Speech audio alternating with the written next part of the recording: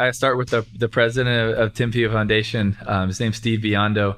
And when we looked and all over the country and truly all over the world to a certain extent of interviewing people.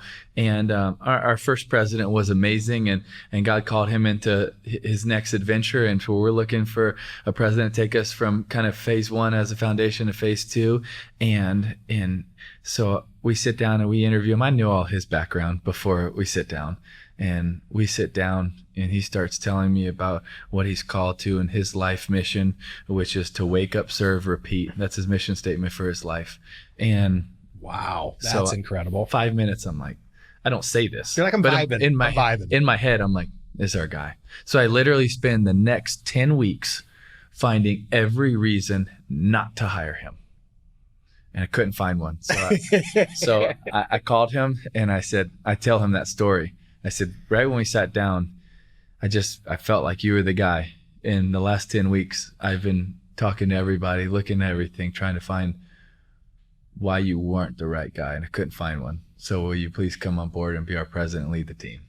And he said, I decline. And so he was actually driving and he pulled over and he got emotional when I was telling him that. And he's just super grateful. And so that was just one story of, was he the most qualified? In some areas, yes. In other areas, no. I mean, there's so many qualifications you can look at.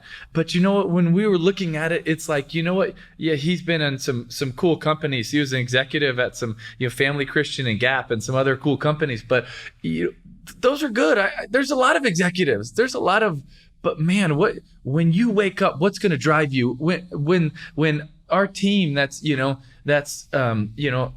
over 100 people that are part of our team that work with us every day, and 23 partners around the world, which also represent hundreds of people, when they wake up, I want your life to remind them of the mission, not of the job.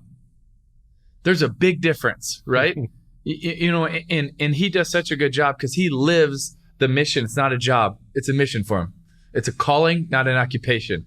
And so that was part of the reason I saw something about our team, the newest person.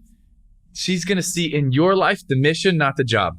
She's not going to see, it's a 9 to 5. She's going to see, oh my goodness, this is the reason he wakes up. Not because his alarm clock goes off, but because there's people in need. There's a difference.